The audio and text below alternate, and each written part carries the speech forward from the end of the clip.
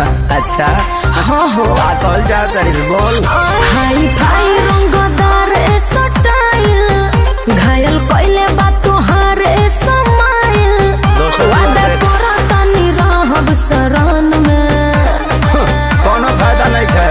एगो लड़की बसल दिया मन में जवन संगे पढ़ेले टीवी संग में हमर भाई होई कोली ओकर कोन में जवन संगे पढ़ेले टीवी संग में। समझ में आइल? पागल भइल बड़ा का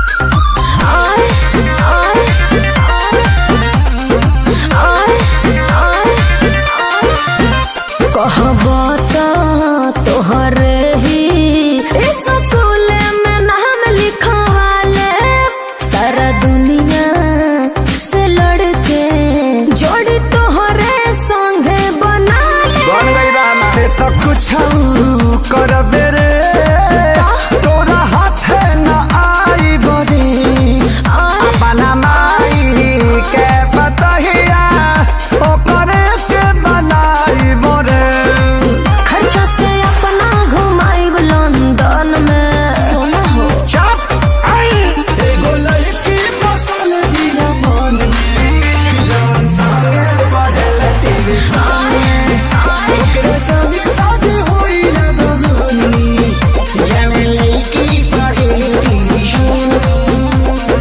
आई हो दादा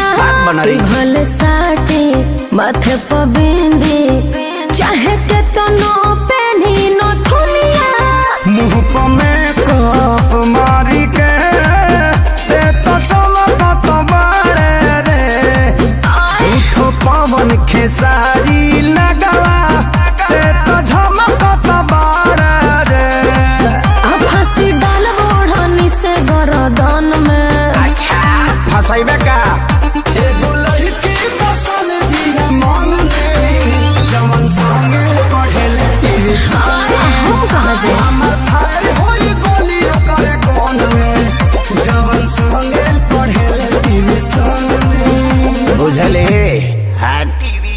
आए